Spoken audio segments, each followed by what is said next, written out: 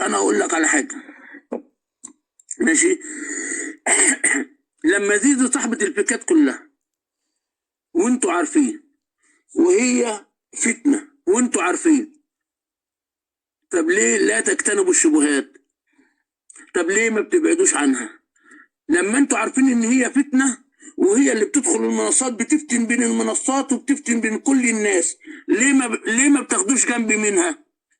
ولا انتوا ما بيحلاش لكم الا المشاهدات علشان اسم ديدي؟ باسم ديدي بتكتر المشاهدات عندكم، فانتوا لازم تحطوا ديدي بجملة مفيدة. ماشي.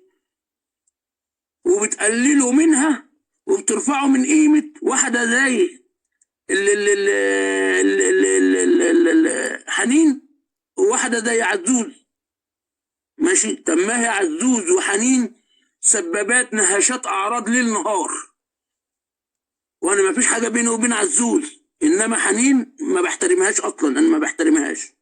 تقول اللي تقوله وتعيد اللي تعيده، ولو طلعت عليا 10 سنين لقدام والله ما هز شعره في دماغي. ماشي. فانتوا ازاي كده؟ ازاي تقول ان دي فتنه؟ طيب دي فتنه، ليه ما بتجتنبوهاش؟ ما هو مش الرسول بيقول لك اجتنبوا الشبهات؟ ماشي.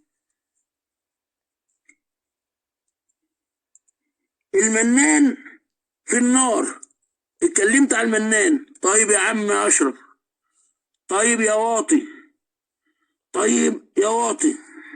اه طبعا طبعا طبعا طبعا حنين منافقه مع اللي يغلب، مع اللي صوته عالي وخلاص على كده.